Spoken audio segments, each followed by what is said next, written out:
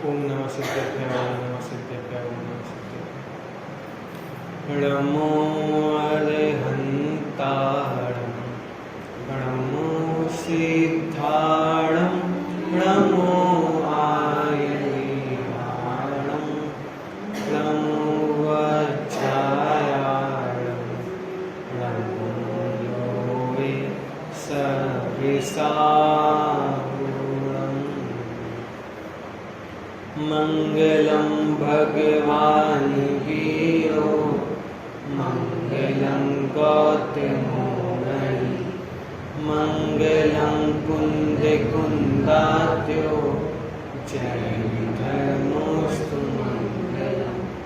सर्वमङ्गलमाङ्गल्यं सर्वकल्याणकारिकं प्रधानं सर्वधर्माणां जयं जयतु शासनं जयं जयतु शासनं। कल हमारी चर्चा गति नामक जो पाठ था उस पर हो गई थी। हम 4 गतियों में भ्रमण कर रहे हैं। कब से? अनादिकाल से हम 4 गतियों में भ्रमण कर रहे हैं। क्यों भ्रमण कर रहे हैं? मिथ्यात्व कारण। क्यों? वो मिथ्यात्व क्या है कि जो एक द्रव्य है वो हम एक द्रव्य को नहीं जानते, इसलिए जो मिथ्यात्व पैदा हो रहा है और हम 4 गति में भ्रमण कर रहे हैं। तो आगे हमारा 6वां पाठ है द्रव्य। द्रव्य कितने होते हैं? 6 द्रव्य होते हैं। ये तो है जाति अपेक्षा बात कि 6 द्रव्य होते हैं। वैसे तो संख्या अपेक्षा अनंतानंत द्रव्य होते हैं। कितने? संख्या अपेक्षा कितने द्रव्य हैं? अनंतानंत। और जाति अपेक्षा 6। ये द्रव्य का लक्षण क्या है? द्रव्य का लक्षण है क्या? तत्ववाद सूत्र में आपने पढ़ा होगा सत द्रव्य लक्षणम। क्या कहा? सत द्रव्य लक्षणम। ये सत क्या है? सत मतलब वस्तु, मतलब है। क्या कहा? मतलब वस्तु है, द्रव्य है। ये द्रव्य का लक्षण है। क्या कहा? द्रव्य है। ये क्या है? द्रव्य का लक्षण है। जब तक हम ये नहीं जानेंगे कि द्रव्य होता है, आगे उसकी चर्चा कैसे की जा सकती है? आप क्या उसके गुण पर्याय की बात करोगे? क्या उसकी बात कर सकते हो? तो सबसे पहले लक्षण क्या बनाया कि वस्तु होती है, द्रव्य होता है। क्या कहा? द्रव्य का क्या लक्षण है? सत द्रव्य लक्षणम, कि द्रव्य है, वस्तु है। तो प्रत्येक वस्तु क्या है? जितनी वस्तु हमें दिखाई दे रही हैं, जितने भी द्रव्य होते हैं, उनका लक्षण क्या है? अब जैसे सबसे पहले भगवान का स्वरूप नहीं बताया, सबसे पहले ये बताया कि ये भगवान हैं। क्या कहा? सबसे पहले क्या बताया? भगवान हैं।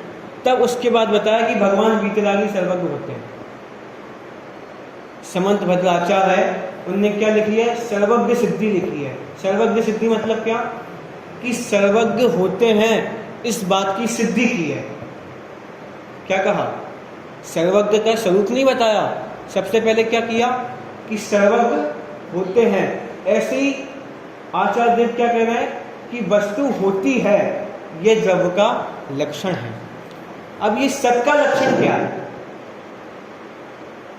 हमने जान लिया सत द्रव्य लक्षणम। क्या? कि द्रव्य का लक्षण क्या है? सत है। तो ये सत का लक्षण क्या है? उत्पाद व द्रव्ययुक्तम सत। क्या कहा? उत्पाद व द्रव्ययुक्तम क्या? सत। कि सत कैसा होता है? उत्पाद व और द्रव्य रूप होता है। क्या होता है? उत्पाद व और द्रव्य रूप क्या होता है? सत होता है। उत्पाद मतलब क्या? कि हर समय द्रव्य उत्पन्न होता है। जो सत है, जो द्रव्य है, वो क्या होता है? हर समय उत्पन्न होता है। वह मतलब क्या? कि हर समय वो नाश को प्राप्त होता है। क्या कहा? जो वस्तु है वो हर समय क्या हो रही है? नाश को प्राप्त हो रही है। और ध्रुव मतलब क्या, कि वो पहले भी है, अभी भी है और आगे भी रहेगी। ये ध्रुव अनादि से है और अनंत काल तक रहेगी। ये होता है ध्रुव। तो मतलब क्या, प्रति समय उत्पाद व ध्रुव वाली वस्तु है। क्या कहा, प्रति समय उत्पाद व्यय और ध्रुव वाली क्या है, वस्तु है, द्रव है। उसे क्या कहते हैं, सत्य कहते हैं। उसे क्या कहते हैं, द्रव्य कहते हैं। कि अभी हमारा हर समय, अभी क्या चल रहा है, हमारा हर समय मरण चल रहा है, हर समय जन्म चल रहा है, और तब भी हम क्या हैं।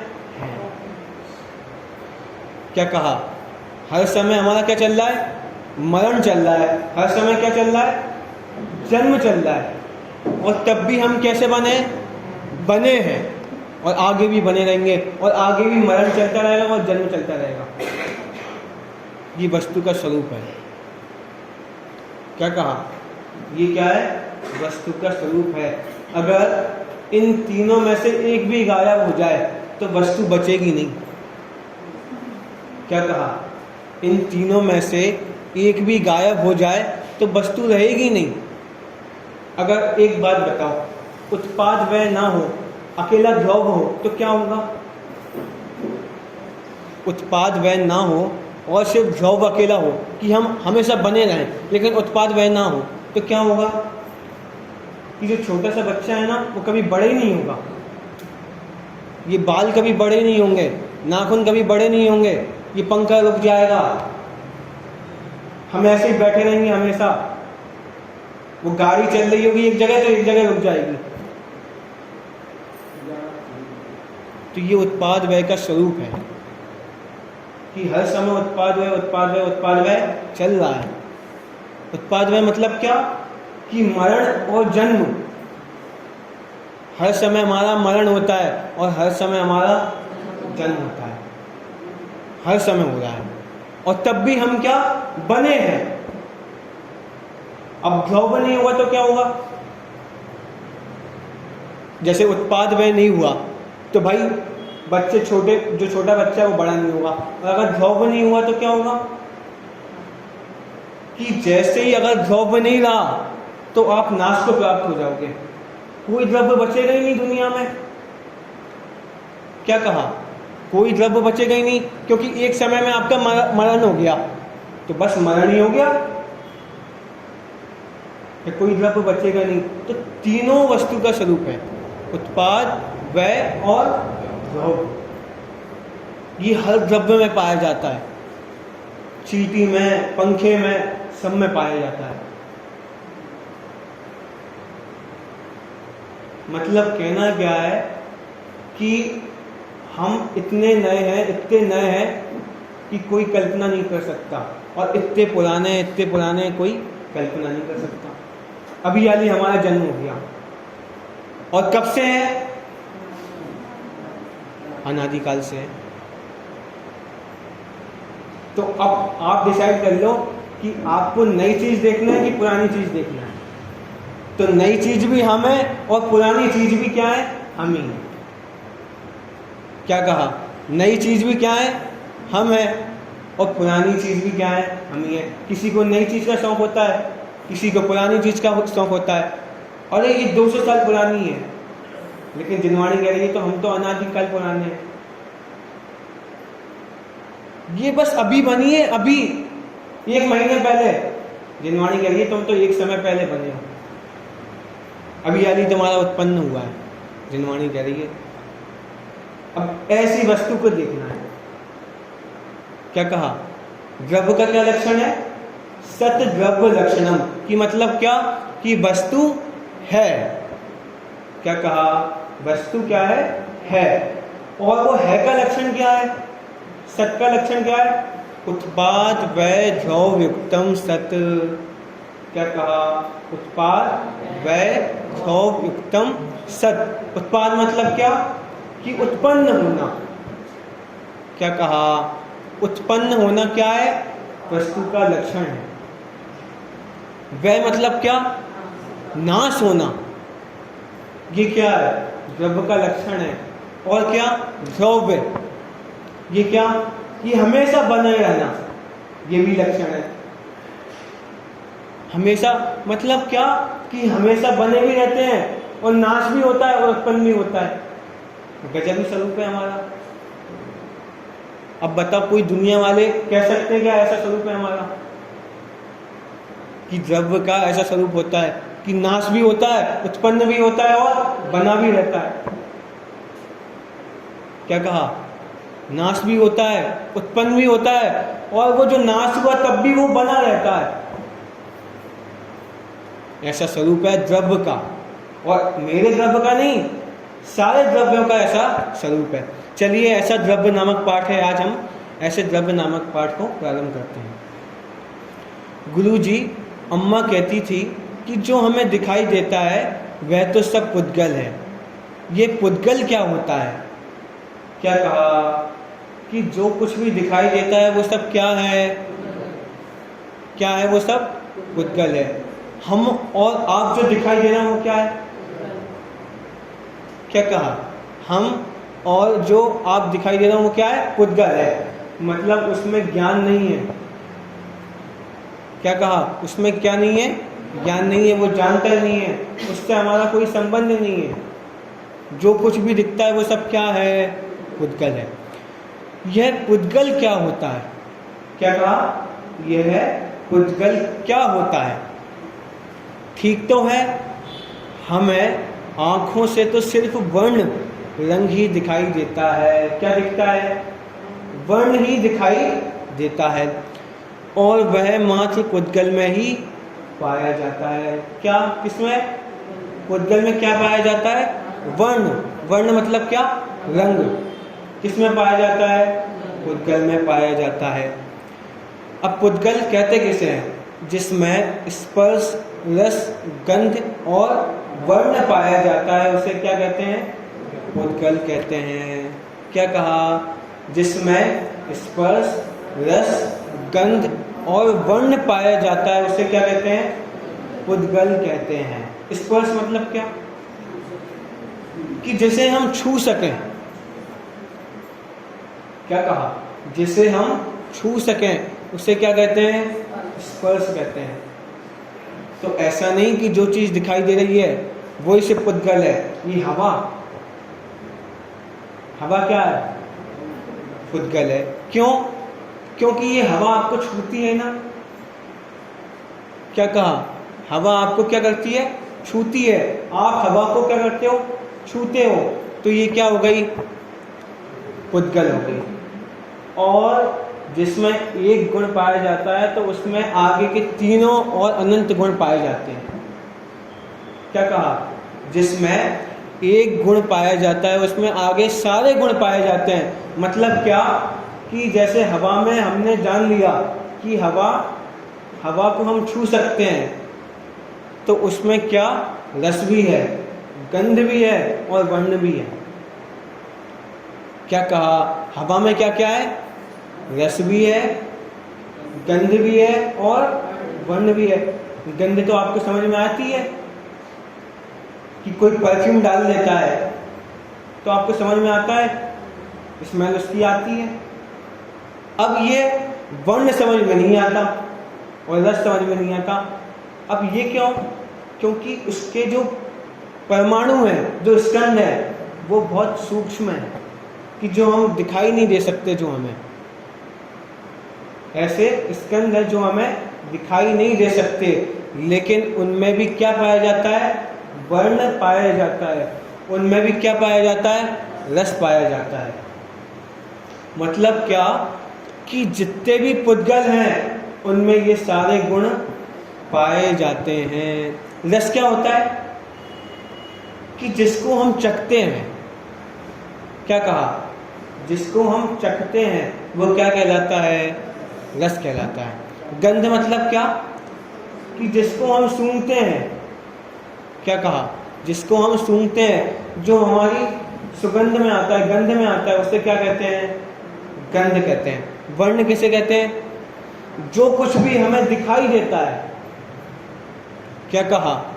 जो कुछ भी हमें दिखाई देता है उसे क्या कहते हैं? वर्ण कहते हैं। ये 4 चीज है, स्पर्श, रस, गंध, वर्ण। इनके 20 भेद बनते हैं। कितने? 20 भेद बनते हैं। कैसे? स्पर्श के कितने भेद बनते हैं? 8। कितने? 8। कैसे? हल्का भारी, रूखा चिकना, कड़ा नरम और ठंडा गरम। क्या क्या कह दिया? हल्का भारी कि पुद्गल, ये स्पर्श कैसा होता है? कोई कोई पुद्गल हल्के होते हैं, कोई कोई भारी होते हैं। जैसे ये है, कैसी है? हल्की है। और ये कैसा है? भारी है। तो सारे जो स्कंद हैं उनका एक ऐसा नेचर होता है, और उनकी एक पर्याय हो सकती है, या हल्की होगी या क्या होगी? भारी होगी। क्या कहा? या हल्की होगी क्या, और क्या होगी? या भारी होगी। आगे, ठंडा गरम। क्या कहा? या ठंडी होगी या गरम होगी। जैसे ये ठंडा है और ये गरम है। तो कोई ना कोई ऐसी पर्याय होती है स्कंद की, पुद्गल की ऐसी पर्याय होती है। क्या होगी? या ठंडी होगी या गरम होगी। आगे, चिकनी या रूक्ष, मतलब क्या? या रफ होगी या स्मूथ होगी। जैसे ये कैसी है? रफ है, और ये कैसी है? चिकनी है। ऐसी किसकी पर्याय होती है? पुद्गल की पर्याय होती है। स्पर्श की मतलब है तो स्पर्श किसका गुण है? पुद्गल का ही गुण है। तो ऐसी स्पर्श की ऐसी पर्याय होती हैं। और 2 कौन सी बच गई? हल्का भारी, रूखा चिकना, कड़ा नरम और ठंडा गरम। वो कड़ा नरम मतलब क्या? कि कड़क होगी और कोई सॉफ्ट होगी। क्या कहा? कोई कड़क होगी, कोई सॉफ्ट होगी। ऐसी पुद्गल की जब एक पर्याय होती है तो उसमें ऐसी 4 पर्याय अवश्य होती हैं। स्पर्श की 4 पर्याय नहीं होती, 4 पर्याय होती हैं। क्या कहा? 4 पर्याय होती हैं और 4 पर्याय नहीं होती। जैसे हल्का भारी की एक पर्याय होगी, ठंडा गरम की एक पर्याय होगी, कड़ा नरम की एक पर्याय होगी, रूखा चिकना की एक पर्याय होगी। तो स्पर्श गुण की 8 में से 4 पर्याय होती हैं। आगे, रस की कितनी पर्याय होती हैं? 5। कौन कौन से? खट्टा, मीठा, कड़वा, कसायला और चरपड़ा। क्या कहा? खट्टा, मीठा, कड़वा, कसायला और चरपड़ा। ऐसी 5 पर्याय होती हैं रस की। इनमें से भी एक पर्याय होगी। क्या कहा? इनमें से भी एक पर्याय होगी। नमक की कौन सी पर्याय है? नींबू की कौन सी पर्याय है? मिर्ची की। तो एक ना एक पर्याय पुद्गल की होगी। और क्या? आगे, गंध की 2 पर्याय। कौन कौन सी? सुगंध और दुर्गंध। क्या कहा?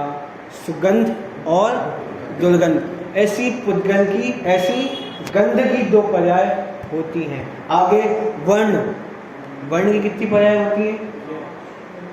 5। वर्ण की कितनी पर्याय होती है? 5। कौन कौन सी? काला, नीला, पीला, लाल, सफेद। कौन कौन सी बोल रही है?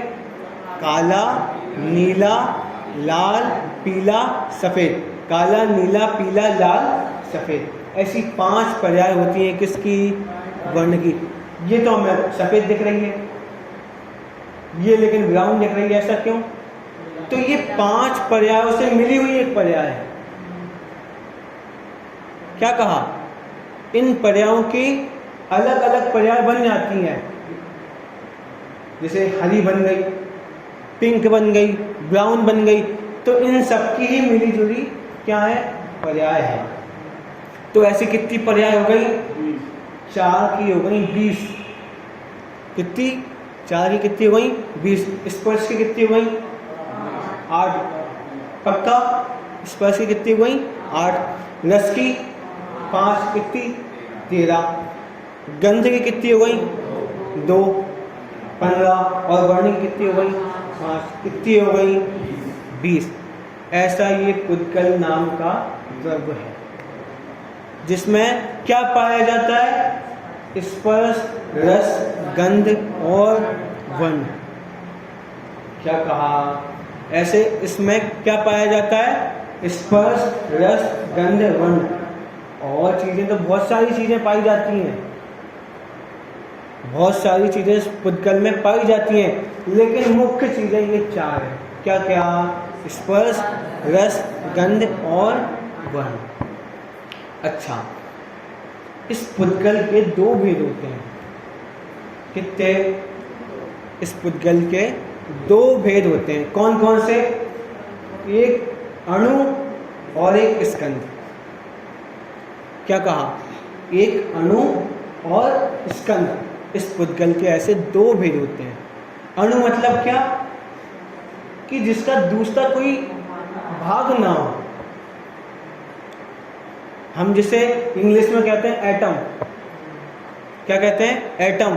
एटम का कोई दूसरा भेद नहीं होता, उसका कोई दूसरा भाग नहीं हो सकता, इसे कहते हैं अणु। और स्कंध किसे कहते हैं, कि जो एटम से मिली हुई पर्याय हैं, जो एटम मिल चुके हैं बहुत सारे, 2 से अधिक, अणु को स्कंध कहते हैं। 2 से अधिक अणु को क्या कहते हैं, स्कंध कहते हैं। तो जो कुछ भी हमें दिखाई देता है वो क्या है, स्कंध है। अणु तो हम देख ही नहीं सकते। क्या कहा, अणु को हम देख नहीं सकते, लेकिन जो कुछ भी हमें दिखाई दे रहा है वो क्या है, स्कंध है। और बड़ी बात कि जो हम कुछ देखते हैं, पुद्गल की स्वभाव पर्याय नहीं देखते, विभाव पर्याय देखते हैं। क्या कहा, पुद्गल की हम स्वभाव पर्याय नहीं देखते, शुद्ध पर्याय नहीं देखते, अशुद्ध पर्याय देखते हैं। जो कुछ भी देख रहा है वो क्या है, पुद्गल की विभाव पर्याय, अशुद्ध पर्याय। क्यों, क्योंकि वो अनंत पुद्गल परमाणुओं का क्या है, समूह है। एक पुद्गल परमाणु का समूह नहीं है, एक पुद्गल परमाणु नहीं है, उसकी पर्याय नहीं है, वो अनंत पुद्गल परमाणुओं का समूह है, उनसे एक पर्याय बनी है, तो वो क्या है, विभाव पर्याय है। बात समझ में आई। तो पुद्गल के कितने भेद होते हैं, 2। कौन कौन से, अणु और स्कंध। ऐसे पुद्गल के भेद होते हैं। और इन पुद्गल की 10 पर्याय होती हैं। क्या कहा, इन पुद्गल की 10 पर्याय होती हैं। कौन कौन सी, शब्द, बंध, सूक्ष्म, स्थूल, आगे संस्थान, भेद, अंधकार, छाया, आताप, उद्योत। ऐसी 10 पर्याय पुद्गल की होती हैं। क्या कहा, ऐसी 10 पर्याय पुद्गल की होती हैं। वो छाया दिख रही है वो क्या है, ये जो छाया दिख रही है क्या है, पुद्गल की पर्याय है। जो हम शब्द सुन रहे हैं वो क्या है, ये पुद्गल है। क्या कहा, शब्द क्या है, पुद्गल है। एक पुद्गल का भी तो हमने ये जान लिया कि पुद्गल किसे कहते हैं, जिसमें स्पर्श, रस, गंध, वर्ण पाया जाता है। एक तत्वा सूत्र में इसकी एक और परिभाषा मिलती है, क्या, रूपिणः पुद्गलः। क्या कहा, रूपिणः पुद्गलः, कि जो रूपी पदार्थ है उसे पुद्गल कहते हैं। मतलब क्या, कि जो दिखाई देते हैं। क्या कहा, जो दिखाई देते हैं उसे पुद्गल कहते हैं। लेकिन इसका मतलब ऐसा नहीं कि जो आंखों से दिखाई देते हैं। इसका मतलब क्या, कि जो 5 इंद्रियों से दिखाई देते हैं उन्हें पुद्गल कहते हैं। हम क्या कहते हैं, कि ये प्रवचन सुन के देखना। क्या कहते हैं, ये भजन सुन के देखना। मतलब क्या, कि सुन के भी दिखाई देता है, सुन के भी जाना जाता है। क्या कहा, सुन के भी जाना जाता है। तो जो हम सुन रहे हैं वो क्या है, पुद्गल की पर्याय है। शब्द क्या है, पुद्गल की पर्याय है। ऐसे पुद्गल की पर्याय के कितने भेद होते हैं? 10 भेद होते हैं। कौन कौन से? शब्द, बंध, सूक्ष्म, स्थूल। 4 हो गए। शब्द, बंध, सूक्ष्म, स्थूल। आगे संस्थान, भेद, छाया, आताप, उद्योत। ऐसे 10 भेद होते हैं किसके? पुद्गल की पर्यायों के। आगे द्रव्य किसे कहते हैं? वे कितने प्रकार के होते हैं? क्या कहा? द्रव्य किसे कहते हैं? अभी तक हमने क्या जान लिया? पुद्गल किसे कहते हैं? वो तो पुद्गल बाद में आता, लेकिन वो बच्चे ने एक प्रश्न पहले पूछ लिया था तो जवाब देना पड़ा।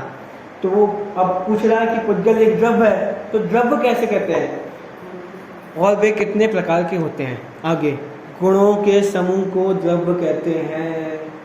क्या कहा? गुणों के समूह को क्या कहते हैं? कि द्रव्य कहते हैं। कि जिसमें बहुत सारे गुण पाए जाते हैं। क्या कहा?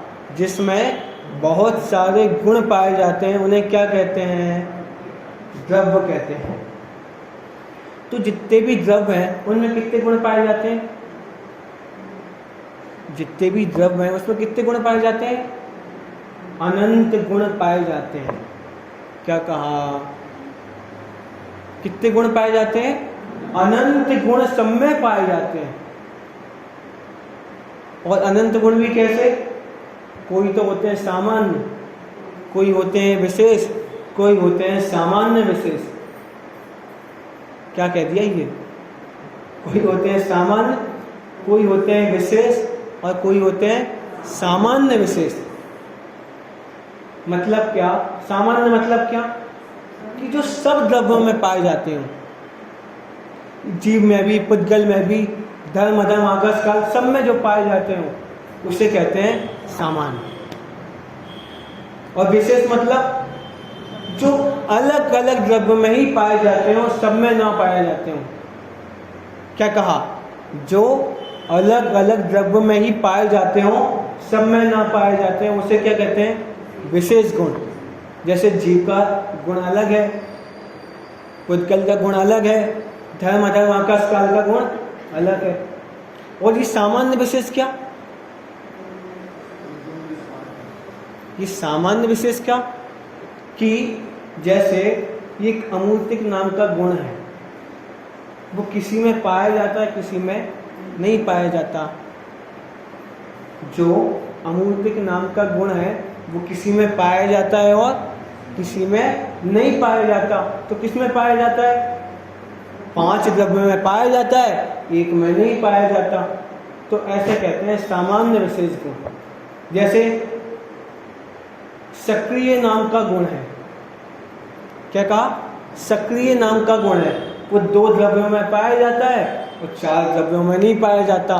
तो ऐसे गुण को कहते हैं सामान्य विशेष गुण। तो ऐसे सामान्य, विशेष और सामान्य विशेष, ऐसे गुण सारे द्रव्यों में पाए जाते हैं। और ऐसे गुण कितने हैं? अनंत गुण हैं। क्या कहा?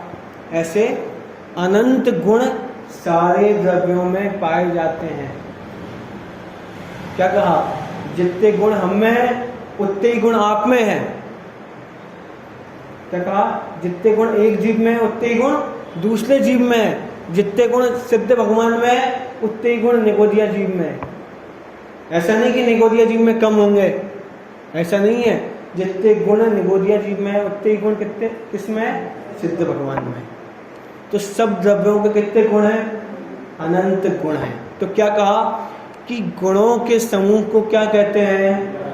द्रव्य कहते हैं। गुण किसे कहते हैं? कि क्वालिटीज, कि कोई ना कोई क्वालिटीज हो उसे क्या कहते हैं? गुण कहते हैं। वे 6 प्रकार के हैं। क्या कहा? द्रव्य 6 प्रकार के हैं, 6 नहीं है। क्या कह दिया? द्रव्य 6 नहीं है, 6 प्रकार के हैं। द्रव्य कितने हैं? अनंतानंत हैं, लेकिन 6 प्रकार के हैं। कौन कौन से? जीव, पुद्गल, धर्म, अधर्म, आकाश, काल। क्या कहा? जीव, पुद्गल, धर्म, अधर्म और आकाश, काल। ऐसे 6 द्रव्य होते हैं। कितने? 6 द्रव्य होते हैं।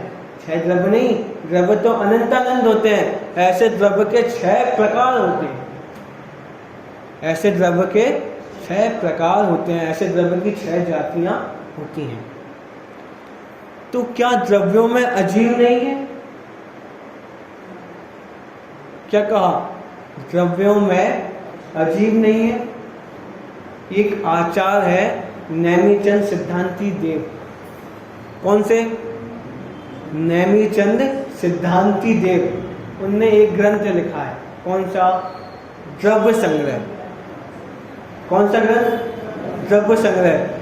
तो उसकी जब वो गाथा पहले लिखते हैं, जब वो मंगलाचरण लिखते हैं, तो उसमें कहते हैं जीवम अजीवम द्रव्यम।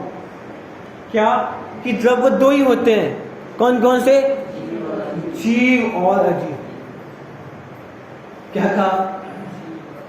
जीव और अजीव 2 ही द्रव्य होते हैं। तो ये पुद्गल, धर्म, अधर्म, आकाश, काल क्या है? ये अजीव द्रव्य के भेद हैं। क्या कहा? ये पुद्गल, धर्म, अधर्म, आकाश, काल क्या है? ये अजीव द्रव्य के क्या है? भेद है। आगे, जीव को छोड़कर बाकी सब द्रव्य अजीव ही तो हैं। जीव को छोड़कर जितने भी द्रव्य हैं वो क्या हैं? अजीव हैं। क्या कहा? जिसमें ज्ञान दर्शन नहीं पाया जाता वो क्या है? अजीव है। तो पुद्गल में ज्ञान दर्शन पाया जाता है क्या? नहीं। धर्म, अधर्म, आकाश, काल में पाया जाता है क्या? नहीं। तो वो सब क्या है? अजीव हैं। आगे, जिनमें ज्ञान पाया जाए वे जीव हैं, बाकी सब अजीव हैं। जब द्रव्य 6 प्रकार के हैं तो हमें दिखाई केवल पुद्गल ही क्यों देते हैं? क्या कहा? जब द्रव्य 6 प्रकार के हैं तो सिर्फ हमें दिखाई पुद्गल ही क्यों देते हैं? बाकी द्रव्य क्यों दिखाई नहीं देते? क्या कहा? क्योंकि इंद्रियां रूप रस आदि को ही जानती हैं। क्या कहा? जो इंद्रियां हैं हमारी किसको जानती हैं? कि रस आदि को ही जानती हैं। आत्मा आदि वस्तुएं अरूपी हैं। कैसी हैं? अरूपी, मतलब उनका कोई रूप नहीं है। उसमें स्पर्श, रस, गंध, वर्ण नहीं है। किसमें? पुद्गल द्रव्य को छोड़कर जितने भी द्रव्य हैं वो कैसे हैं? अरूपी हैं। उसमें स्पर्श, रस, गंध, वर्ण नहीं पाया जाता। किसमें? जीव द्रव्य को छोड़कर। नहीं, पुद्गल द्रव्य को छोड़कर उसमें क्या नहीं पाया जाता? स्पर्श, रस, गंध, वर्ण। अब जिसमें वर्ण ही नहीं पाया जाता वो दिखेगी कैसे? क्या कहा? जिसमें कोई रंग ही नहीं है वो दिखेगी कैसे? अच्छा, जैसे आप लाइट बंद करते हो तो आपको कुछ दिखता है कि नहीं दिखता? आप कहते हो हमें तो कुछ नहीं दिख रहा, लेकिन आपको भी कुछ दिखता है। क्या दिखता है? अंधकार दिखता है। वो पुद्गल की पर्याय जो हमने जानी थी 10 पर्याय, जो आप कहते हो ना हमें कुछ नहीं दिखता अंधकार में, तो आपको दिखता है अंधकार दिखता है। वो क्या है? पुद्गल की पर्याय। तो जो कुछ भी दिखता है वो क्या है? वर्ण है। मतलब क्या? कि जिसमें वर्ण पाया जाता है वो दिखता है, और जिसमें वर्ण नहीं पाया जाता वो नहीं दिखता। तो इन 5 द्रव्यों में वर्ण नहीं पाया जाता तो वो हमें नहीं दिखते। क्या कहा? 5 द्रव्यों में पुद्गल को छोड़कर उसमें क्या नहीं पाया जाता? वर्ण नहीं पाया जाता, तो हमें नहीं दिखते। कि पंडित जी हम ध्यान लगाने बैठते हैं, हमें आत्मा दिखते ही नहीं। ऐसा हमारे साथ होता है कि हम एकांत में बैठते हैं, आत्मा को देखने की कोशिश करते हैं, लेकिन आत्मा दिखते ही नहीं। क्यों क्यों नहीं दिखता आत्मा? क्योंकि आत्मा अरूपी है, आत्मा दिखता नहीं है। और हम देखने की कोशिश करते हैं आत्मा को। तो जो ये कहते हैं ना कि हमें आत्मा दिख गया, तो उनको आत्मा दिखा नहीं है, उनको आत्मा पकड़ में आया है। क्या पकड़ में आया है? कि मैं आत्मा हूं, ऐसा आत्मा दिखा है। क्या कहा? मैं आत्मा हूं, मैं जीव द्रव्य हूं, ऐसा वो आत्मा दिखा है। कोई ऐसा नहीं हुआ कि आत्मा दिखाई दे गया, कि हम बैठे ऐसा एक चित्र बन गया हमारे दिमाग में, ऐसा ऐसा वो बहुत रोशनी कर रहा है। हमें ऐसा लगता होगा कि आत्मा दिखाई देता होगा जब ऐसा एक चित्र बन जाता होगा सिद्ध भगवान जैसा, और वो ऐसी रोशनी कर रहा है, प्रकाश हो रहा है, ऐसा कुछ होता होगा। ऐसा कुछ भी नहीं होता, ऐसा कुछ भी नहीं होता। जब आत्मा दिखाई देता है तब क्या होता है कि मैं आत्मा हूं, ऐसा निर्णय होता है। वो आत्मा का आनंद होता है और कुछ नहीं होता। क्यों? क्योंकि इंद्रिय प्रत्यक्ष आत्मा का स्वरूप नहीं है, कि आत्मा इंद्रियों से जाना नहीं जा सकता, कि भगवान ही आत्मा को जान सकते हैं। क्यों? क्योंकि उनका ज्ञान अतीन्द्रिय है। क्या कहा? भगवान का ज्ञान कैसा हो गया? अतीन्द्रिय हो गया। वो बिना इंद्रियों के आत्मा को जानते हैं, उनको प्रदेश प्रत्यक्ष होते हैं आत्मा के। हम लोग को प्रदेश प्रत्यक्ष नहीं हो सकते। क्यों? क्योंकि हमारे पास इंद्रियां हैं, हमारे पास अतीन्द्रिय ज्ञान नहीं है, तो हम आत्मा को देख नहीं सकते। हाँ, लेकिन हम आत्मा को जान सकते हैं। कैसे जान सकते हैं? कि मैं आत्मा हूँ, ऐसे आत्मा को जान सकते हैं। हम आत्मा को देख नहीं सकते, सिर्फ देख सकते हैं तो सिर्फ पुद्गल को ही देख सकते हैं। क्या कहा? हम देख सकते हैं तो सिर्फ किसको देख सकते हैं? पुद्गल को। और पुद्गल में भी सारे पुद्गल को नहीं देख सकते। क्या कहा? सारे पुद्गलों को हम नहीं देख सकते। जो स्थूल पुद्गल है उनको ही देखा जा सकता है।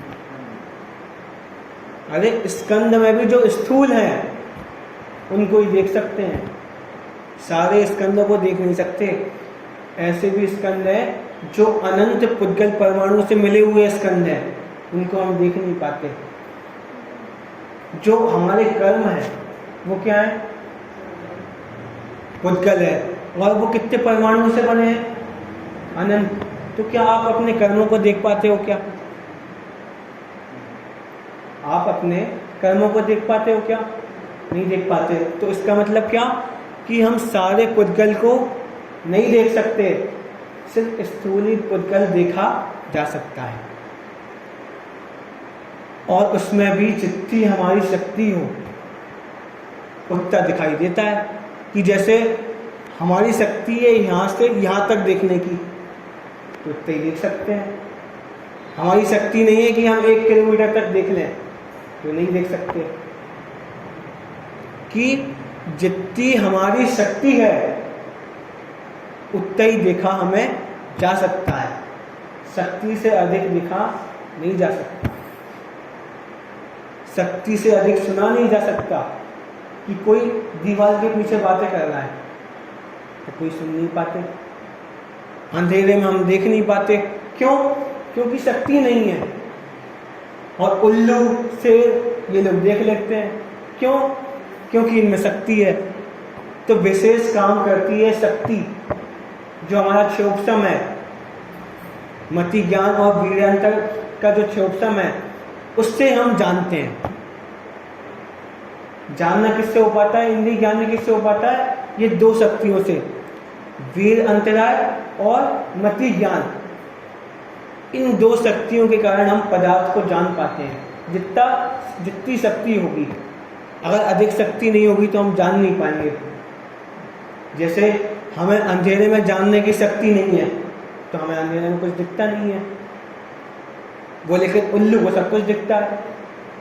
और उल्लू को प्रकाश में देखने की शक्ति नहीं है तो प्रकाश में कुछ देख नहीं पाता, हमें प्रकाश में देखने की शक्ति है। तो इसका मतलब क्या?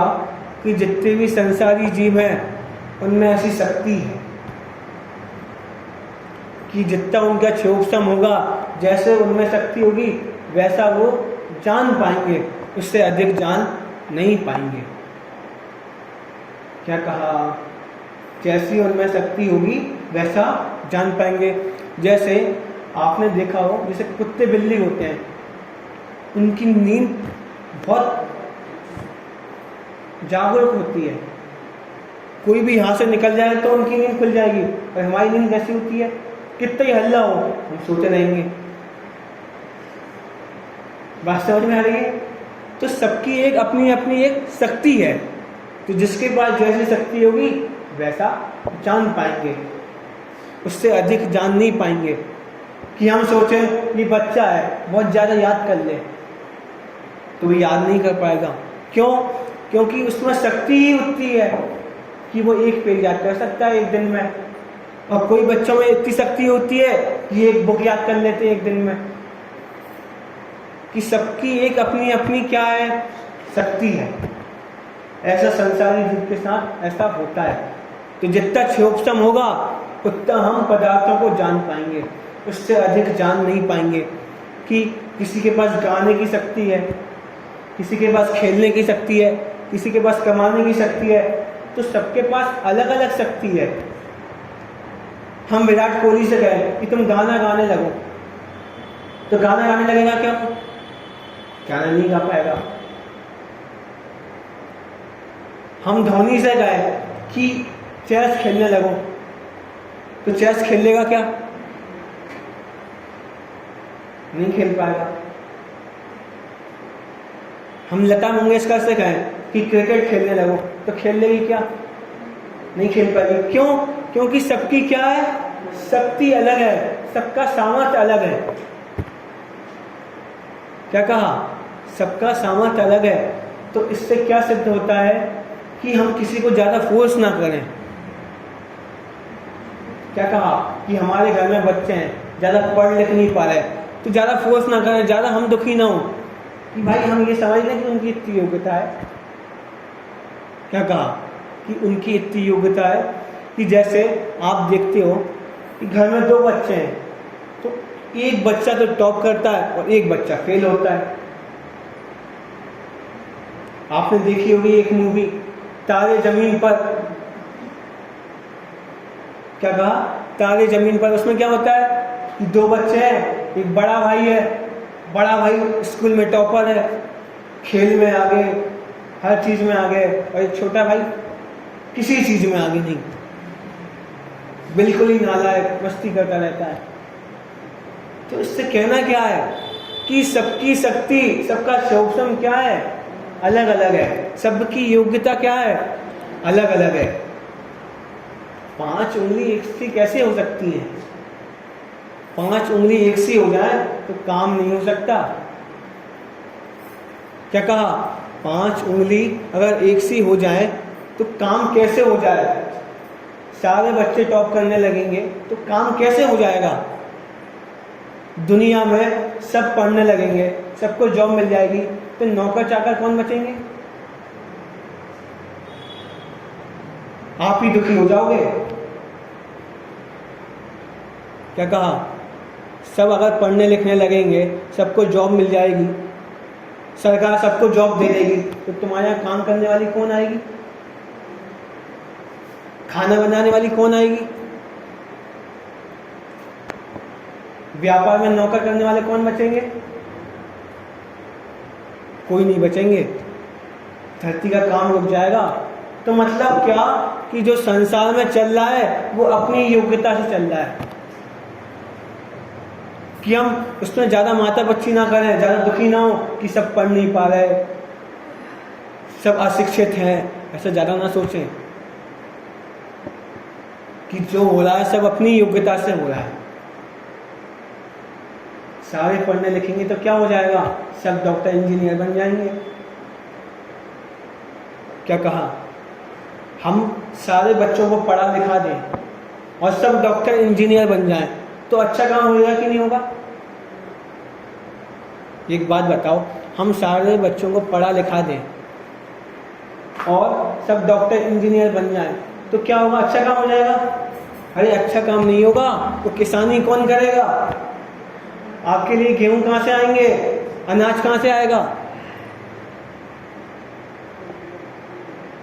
तो मतलब क्या कि सारे काम अपनी योग्यता से हो रहे हैं, सबके शोषण से हो रहे हैं। जितनी उस जीव की सामर्थ्य होगी वो वैसा काम कर लेगा, जितना वो जीव कमा पाएगा उतना कमा लेगा। अधिक ज़्यादा कमा नहीं सकता, उससे कम कमा नहीं सकता। अधिक ज़्यादा पढ़ नहीं सकता, उससे कम पढ़ नहीं सकता।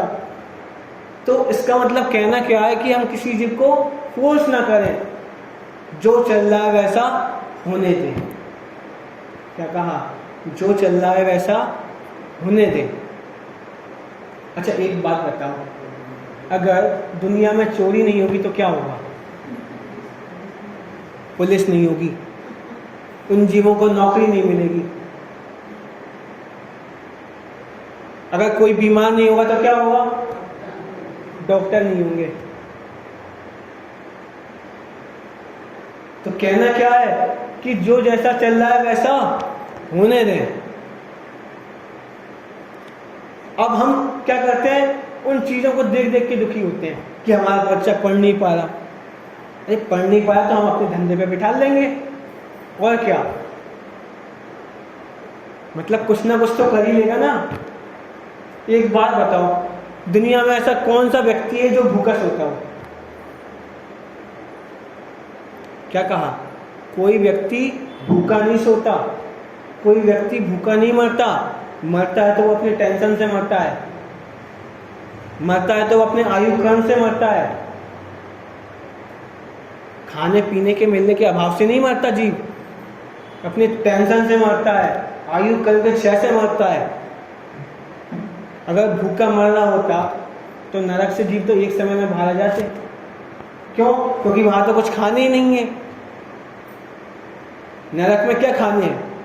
कुछ नहीं, तो वहां से मर जाते। लेकिन मर नहीं पा रहे, क्यों? क्योंकि आयु कर्म है वहां पे। तो जब तक आयु कर्म होगा तब तक जीव रहेगा, और जैसे ही आयु कर्म का अभाव हो जाएगा तो जीव नहीं रहेगा। तो कहना क्या है कि हम किसी चीज में दखल ना दें, जैसा हो रहा है वैसा चलने दें, तो हमारे परिणाम भी शांत रहेंगे और हम भी दुखी नहीं होंगे। ऐसी ये द्रव्य की व्यवस्था है। चलिए, ऐसी हमने अभी द्रव्य की व्यवस्था को जाना, और शेष चर्चा हम कल करेंगे।